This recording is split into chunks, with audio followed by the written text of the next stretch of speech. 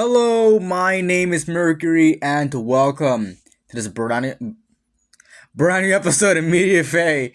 Today, I am alone. Today, I'll be discussing Matter Runner Season 1, the first show made by Glitch Productions.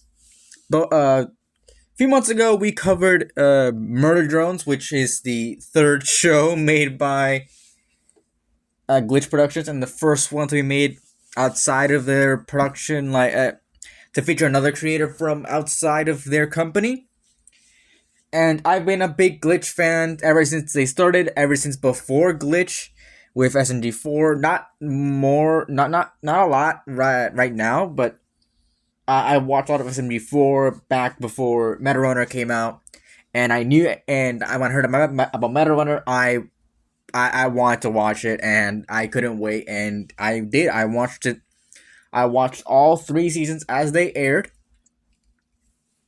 and now we are covering them. Now I am officially able to cover them in their entirety.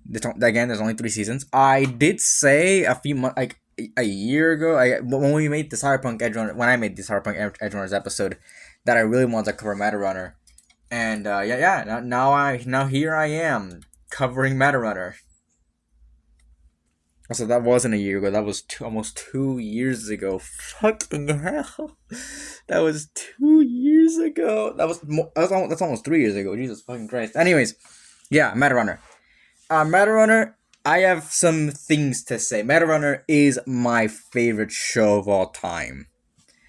If I have any biases towards it, it's probably because of that. I understand it's not the perfect show, but it is my favorite show. And if there's any, and I probably will have some biases, I'll try to keep them outside of the episode. I'll try to keep this as unbiased as possible. But even then, this show's really good, so I can't fault it for being well written.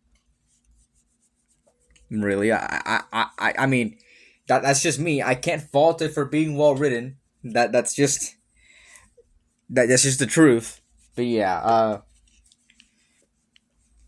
I've loved Meta for a while, and I've wanted to cover it for a while on the podcast. Ever since the podcast started, I've wanted to cover Meta Runner, and now here I am talking about it finally. So yeah, rewatching this is the first time I've actually rewatched the show past the initial, aside from what I watched all the way back in 2019. This is the first time I've ever rewatched the show. It's been almost 6 years, over 5 years after it came out, and it's still as good as I remember. It might be me just kind of having it in there, just having a kind of like nostalgia. It feels like how watching in a good way.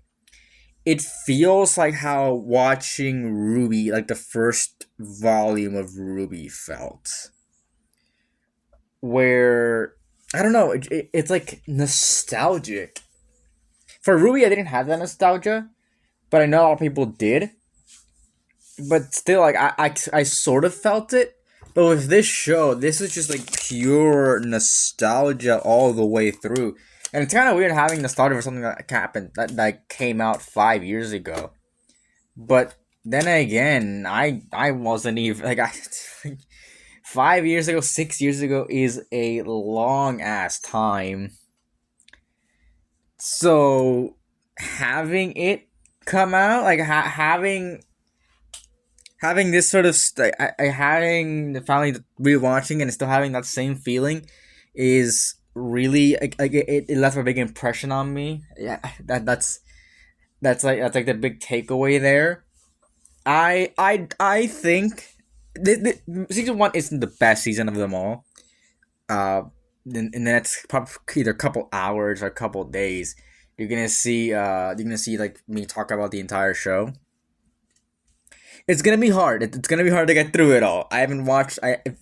By the time that I have right now, I have not watched the other 2 seasons. They're not that long, but I have not watched them yet, and I've never really watched them past that. So watching them again so closely, it's like together.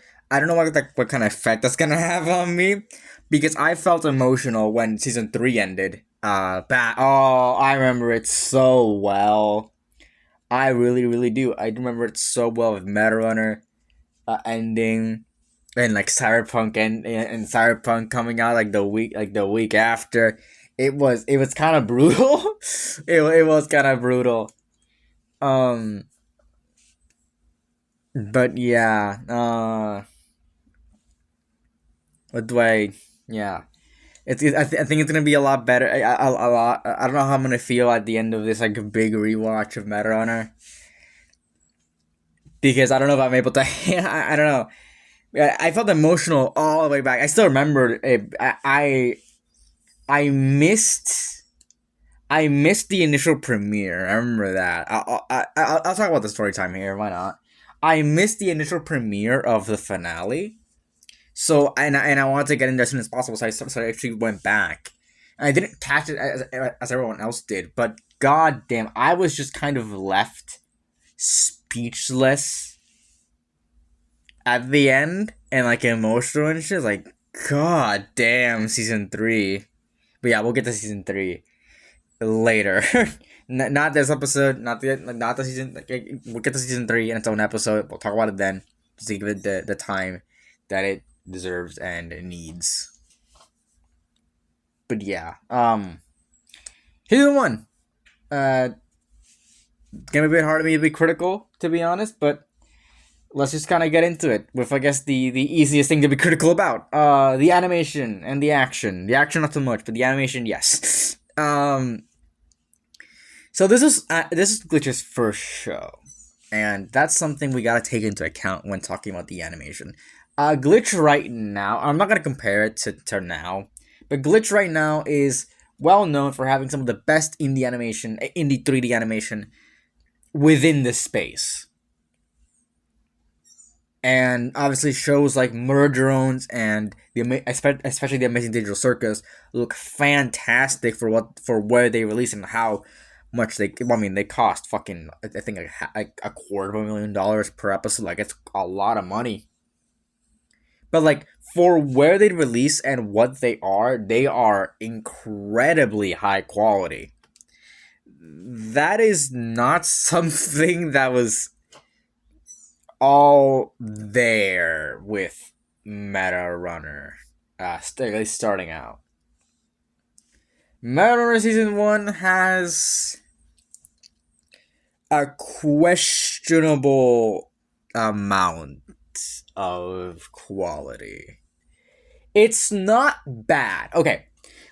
The best thing I can compare it to is like Ruby starting out, where Ruby started out in Poser. I'm pretty sure that Meta Runner was animated in Unreal Engine, which is fucking insane. Yeah, I'm pretty sure it was animated in Unreal Engine. It wasn't. I don't know if it used like Maya or something. It might have. But I don't know. I don't know what they used to animate Mad Runner.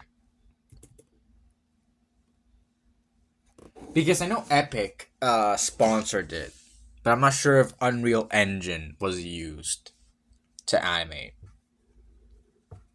That's not the industry standard by any sense of the imagination. The industry standard is Maya for like animation. What was used to animate Meta Runner? I don't even sure the fucking. There's a slow ass. There we go. My computer's slow today. I'm not using it to record. I use my phone to record, which is about the worst thing you could have a phone for. I don't even have a fucking mic. I don't. I don't know how. I hear back and I'm like, I hear back to like episodes like, oh, I sound pretty well. I was like, fuck no. Not okay. Yeah, okay. The series. Oh wait, it does use Maya.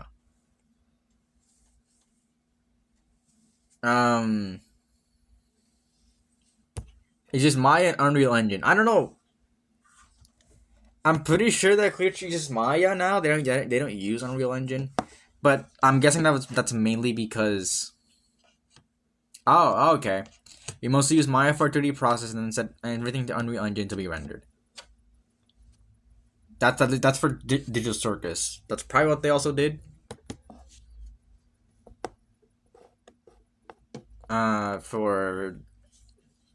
For Meta Runner, which makes sense. But yeah, Meta Runner doesn't look the best. Again, the best thing I can really compare it to is Ruby. There's not a lot. Uh,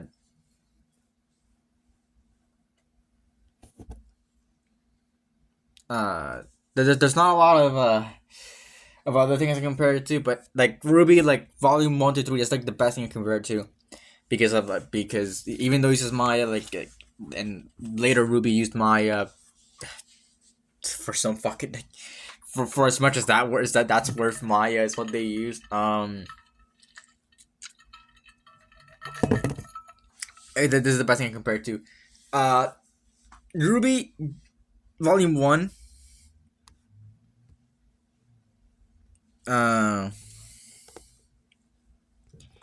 Was animated with Poser. Poser is not fucking.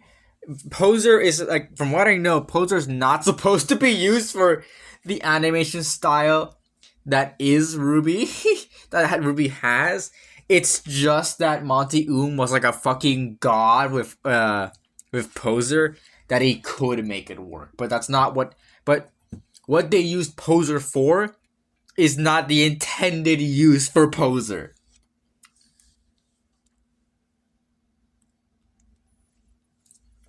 So yeah, it's just and it allowed for a lot more expressions within Ruby. I think that volumes 1 to 3 had the most expressive faces.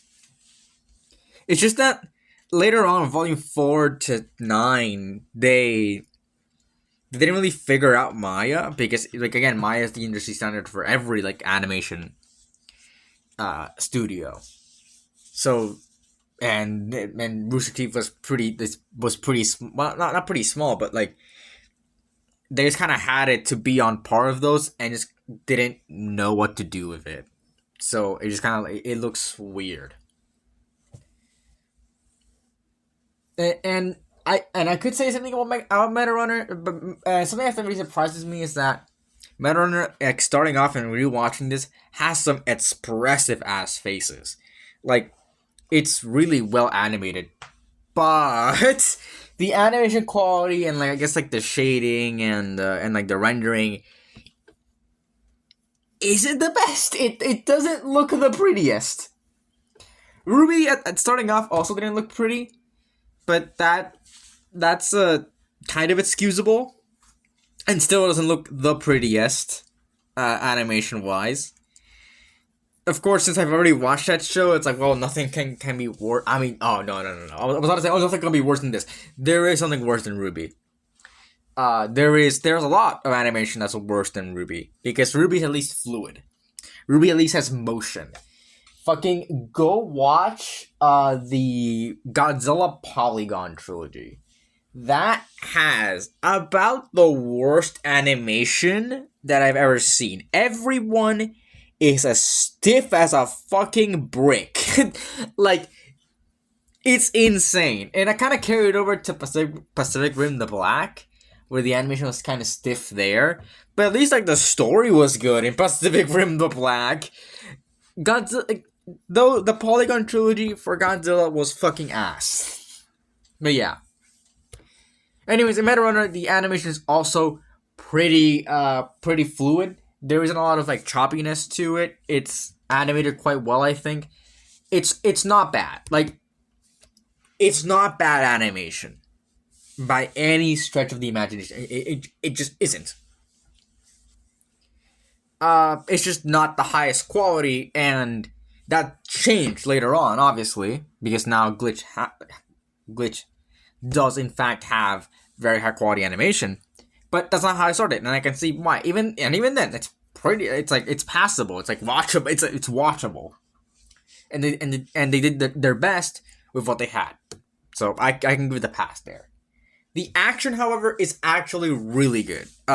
With even what they made, even using like I guess like stock effects and other stuff, like they made the animation really work. Especially like rewatching the first, like I think episode 2, where they were in Ultra Jump Mania, they fought what is it they were fighting the like the banana, not banana, like the palm like monsters, the palm tree monsters. Yeah, no, like the animation there is pretty good, and like again, like Battle Blaze looks fine, I guess. I think Battle Blaze is kind of like I think the thing is like the Battle Blaze scenes, like it's really hampered by the animation that just doesn't make it look good. What else is it? Also,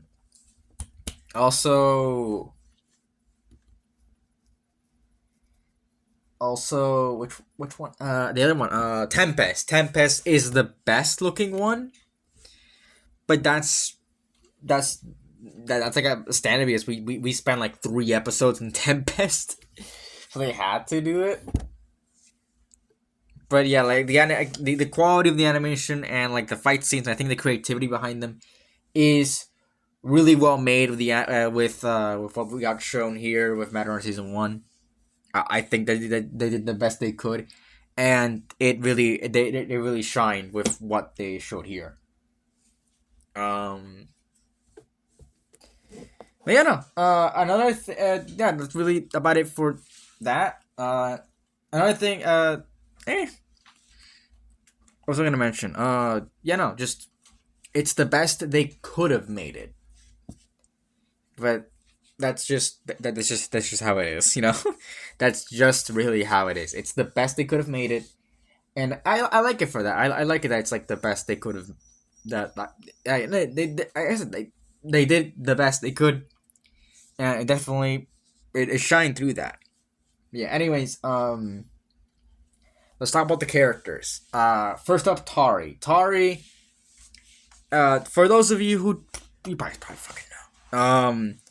But Tari came from SMG4. She was originally, I guess like made her debut in SMG4, but she was actually made for Metarunner. She was made for the show. The show was in development for quite a bit. So and Tari was going to be the protagonist of this show. But what actually happened is that to at least give some hype for the show, went to sort of just give some familiarity. Tari was included into SMG4, so people could be familiar with her when eventually Metarunner came out and would watch the show. So yeah, and that's why she is here, both here and and in SMG4. I think at some point, Belle, joined the SMG4 cast, or like, at least like joined the like went into SMG4. And Glitch, so yeah, there's been some, and I think there's also been some crossover between Glitch and SMG4. I know that we are going to talk about Sunset Paradise at some point. we are going to talk about Sunset Paradise. But that's like the only show there that actually, like the only Glitch show that's actually in the same like universe as SMG4 proper. That's the only one. Because Murder Jones and Messenger Circuits are like their own thing, and Metarunner is its own thing. It's not in the SMG4 canon. But yeah, Tari was made for the show, and she carries over the same voice actress from SMG4. And in here, she's a lot. She's more of a character. In here, she doesn't know who she is, and she's trying to find out who she is. But she's like an AI, or like a program that lets her play a lot of video games and like play video games better. Because in this world, like video games are like the big thing, which we'll get into that in the plot. But yeah, and Tari I think is a fun character. She has a lot of personality for someone that's just kind of walked into the world, and I can appreciate that. We don't see a lot of growth from her this season. That's mainly because of I guess like they were saving it for later in the season, but we do see her get better at video games, trying to and her learning her abilities through this through these methods and through everyone else like affecting her and becoming better. And I think that yeah, that's cool. And obviously, I know what happens. And but yeah, I think Tari's character for what she is and for what she kind of and for what, like the basis of what she set up, I think is a fine enough protagonist that we have here. She has a fun personality. She's fun to watch. A lot of stuff from SMG4 wasn't carried over. Like we do see like the duck. She loves rubber ducks in SMG4, and that was sort of alluded to in this show, but it was never really brought up. And I don't think that it was a lot. It brought up a lot during the later seasons, but that's fine. This is a more serious show. But yeah, most of Tari's development came from her learning how to play and learning her abilities. So yeah, like that's cool. I think that's cool. That's fine enough for a season, and then because the whole show, the whole show's thing is like learning where Tari came from and that's part of her development. So not learning a lot about her this season, I think was a smart choice, story wise, because we later learn what actually happened in season 2, and season 3 is there. Season 3, mostly added to her, I guess. I'll have to rewatch season 3, but yeah, no, like it was mostly like about Tari and her friendships and all that, and having to leave that behind. That was mostly what season 3 was, and season 2 is much more about like her learning who she is and all that, and naturally developing. That's what season 2 is about. Season 1 is just mostly like her abilities and learning how to use them. So yeah, I think that's fine enough for a protagonist. For season 1, that's not that bad. And yeah, no, like her whole story is the series is like the show's big mystery. So I'm fine with not learning a lot this season. Next up is Theo, which is a video game character that Tari brings into real life, and I think Theo is a lot of fun in this show. I think he's a comic relief, but I do enjoy what they did with the personality. He is obviously just a kid, like a video game character. I like that he. I don't know if I like that he knows he's in a video game. I think that's kind of funny. But sometimes it's kind of like, I don't know, it's contradicted like to what he thinks. I don't know. Maybe he thinks everything's a video game or something.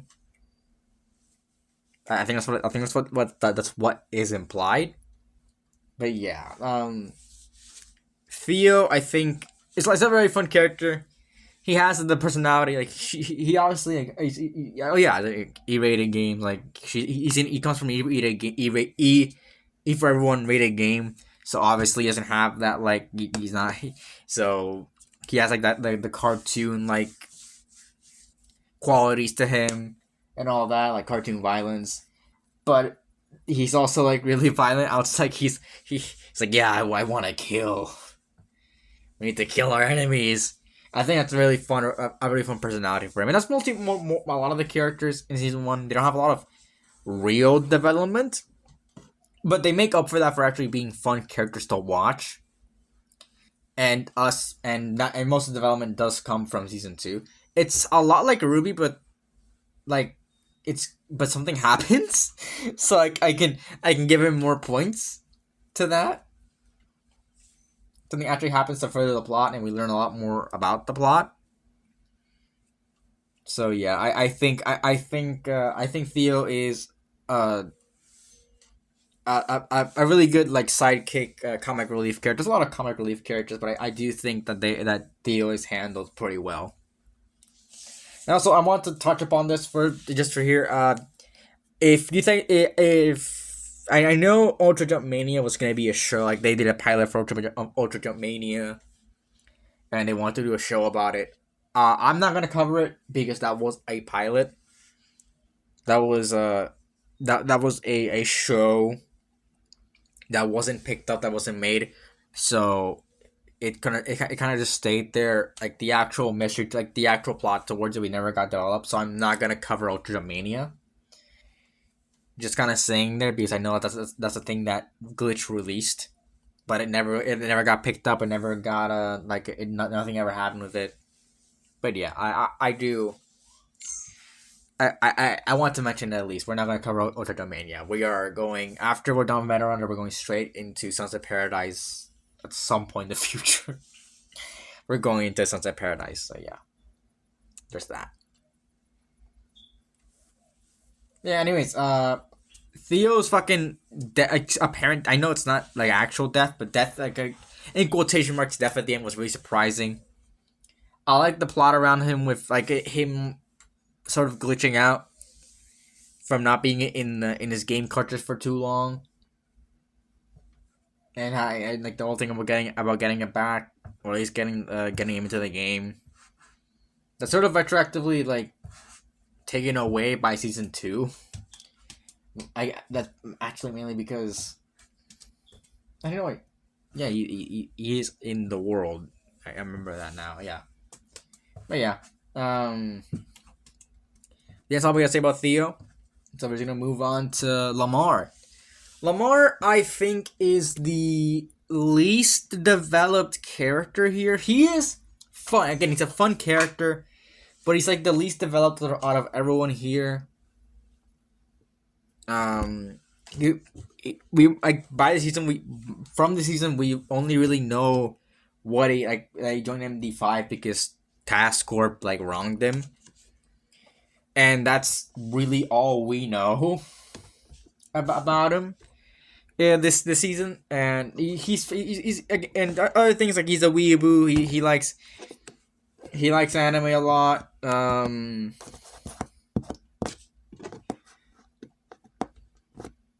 That's really about it. He says Nani. He's kind of cringe. He says Nani like out loud. He's kind of cringe, but honestly, he's kind of fun. I like Lamar a lot, like as a character. I think he works well for who he is and like what he does in the show. But like aside from that, he isn't that developed. I do like that that at least like what they did with him is that they didn't just like make him do nothing. He's at least has some sort of personality. Like when he opposes the operation whatever the fuck Fire Demon or something. Silent Demon. I think it was called Silent Demon. When he opposes that, like he's at least like a person, like he's at least treated like a character, like a real person with like his own opinions and all that. So I think that's fine. Like that's good for characterization, but we don't really learn a lot from him. Other than he's a fun anime loving nerd, and that's fine. That's really fine. Next up is Sophia, which we don't see a lot of her this season. But she does have kind of a big plot to be around her. She's again fun loving. She's she's kind of hyper in a way, and she's enjoyable to watch and like listen to at least. She's the guy in the chair, the hacker and all that, the engineer. That's always fun. But obviously she has some ties to Task Corp with her sister Lucinia, who's kind of a big part of the show. Went missing. She's the sister of Lucinia, and that character went missing, and that was a Mighty Runner from Task Corp. And Belle thinks that Tari had something to do with Lucinia's death, or like the disappearance and all that, and that's revealed later on. But that she was right, And I saw this on the wiki, like oh yeah, Belle was like, oh, Tari has something to do with Lucinia, like she like and all that, and like she villains like antagonizes Tari because of that. But then season two, she does learn that Tari did have something to do with Lucinia, and she says nothing. So yeah, I'll chalk that up to just like to I guess like some like to her learning what actually happened instead of and instead of just like her being directly responsible for it, like her like and Belle learning that Tari was there. That's more for season two, and like Tari was like not responsible for it, and just and what actually happened to Lucinia. But that's beside the point, really. But yeah, Sophia, like she has some ties, she has some like actual lore behind her, and I think that's at least very interesting for what the show later sets up. They do quite a bit of her later on, so I like her character. I like her character a lot. I think she's interesting and fun and all that. Next up is Masa, and I think Masa is the most interesting character. Obviously, he's written to be like this edge lord type thing, and everyone's kind of like makes fun of him because of that. But we see sort of like a soft side to him, and I think that's very interesting. That's a cool part of his character. And also, we learned that he was part of Task Corp, and he tried to expose them before, but that's why he got kicked out of the company. Again, more lore, more things like more depth to these characters, and I think that's again something we explore later on. I think it's interesting. But like aside from that, yeah, like we don't again. This was mostly just a setup for that for season two in the later show. But yeah, Masa was interesting to say the least. What the fuck is going on here? Okay. But yeah, like I think Masa was a very interesting character, a very interesting character to follow here. And honestly, like he was very mysterious throughout the show, throughout the season, and then we learn that about him. And also, he's like the best meta runner in MD5, so there's that. But yeah, and he has history like Belle and all that. But speaking of Belle, next up is Belle. I think Belle is also she's aggressively Australian, and we do see that in her accent and how she talks.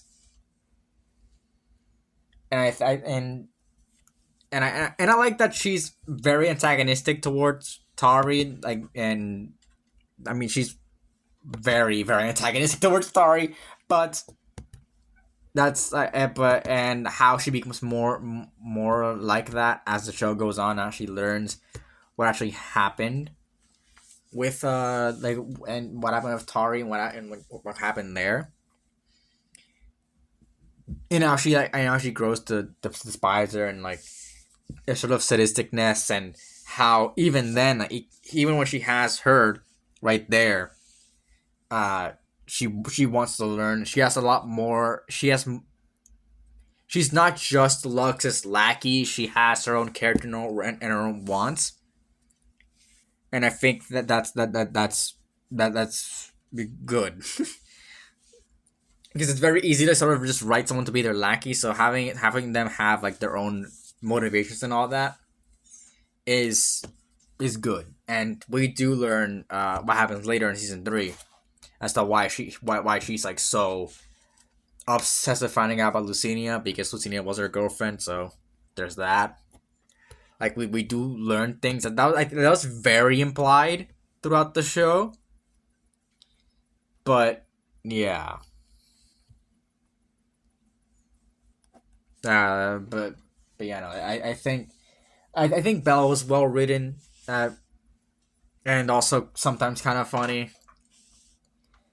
I think I think the reveal at the end of like her being in Tempest was a bit like weird, because it was almost like it was like revealed twice to us.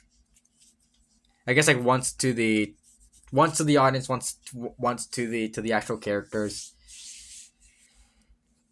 So, bit of a weird thing to do it twice, but again beside the point. That's beside their characters. That's mostly just plot thing. Uh, but yeah.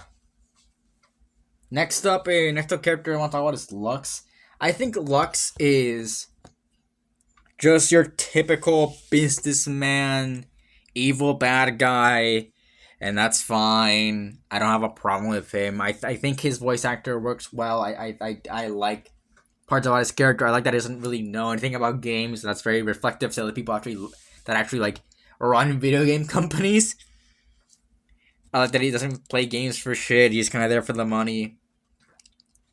I think there's a fine character quirks to have him there, and like his obsession with trying to get the technologist and Tari's Meta Runner arm, like learning all about that, and applying it to his Meta Runners, and at least like having the smartness to not just take Tari at her word at the end with her like deal towards Lux with her wanting to join her like joining Task Corp for the exchange of like letting MD5 go.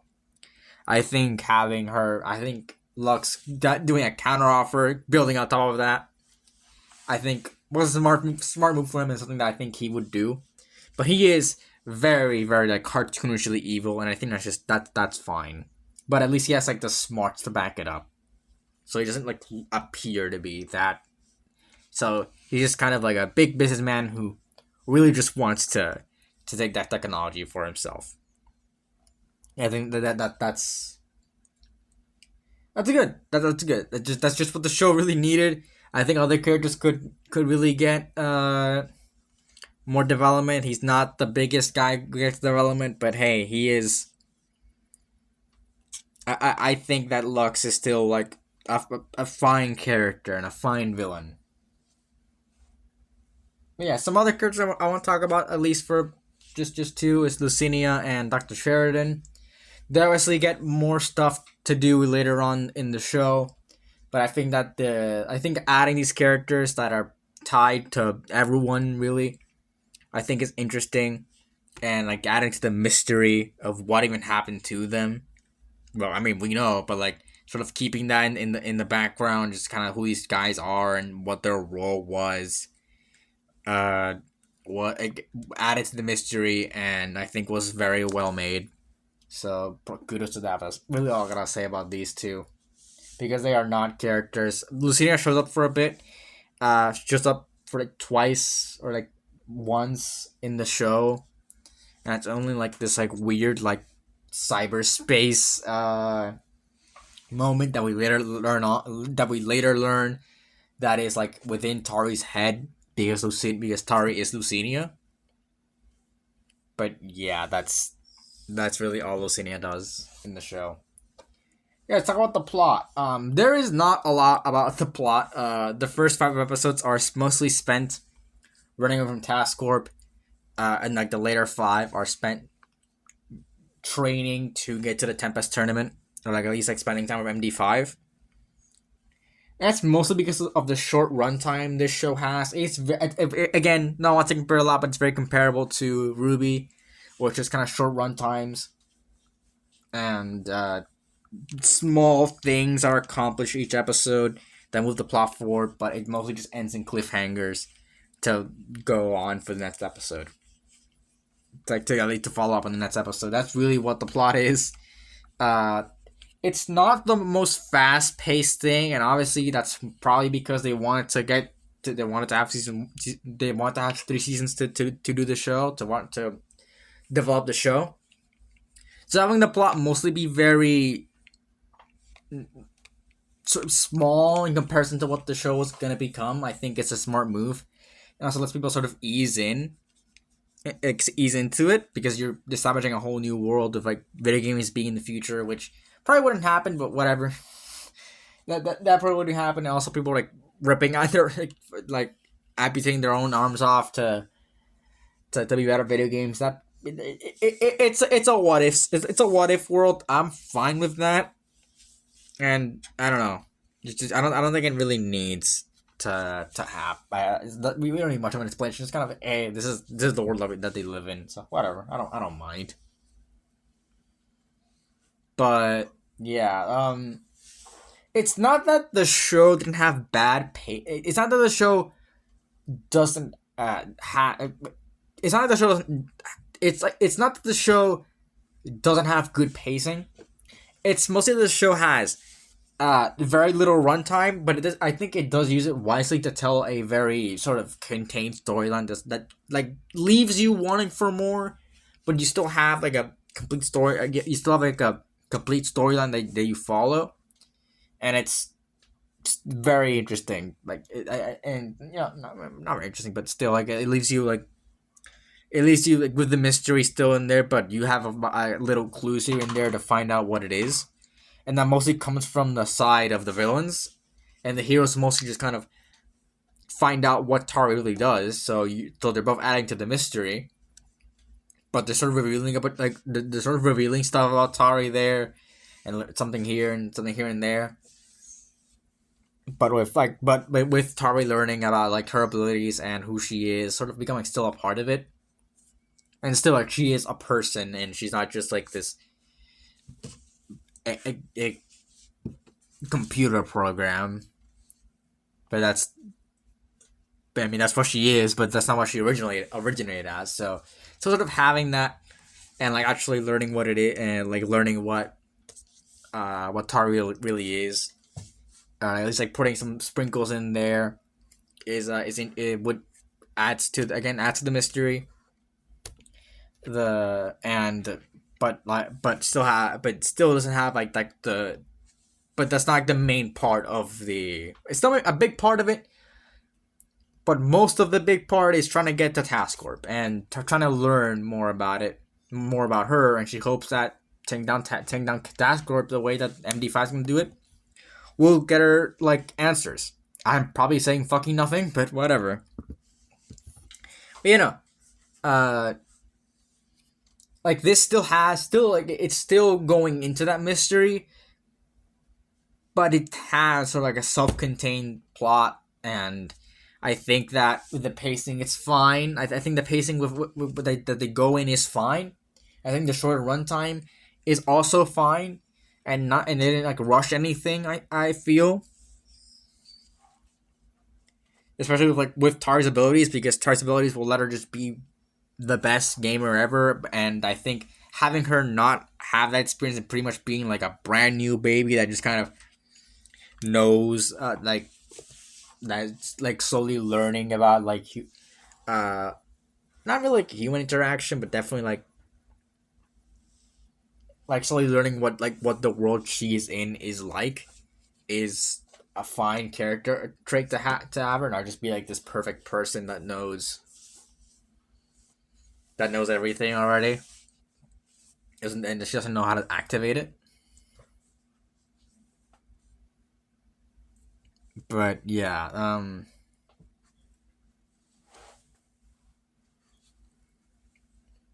I think that I think the runtime works fine.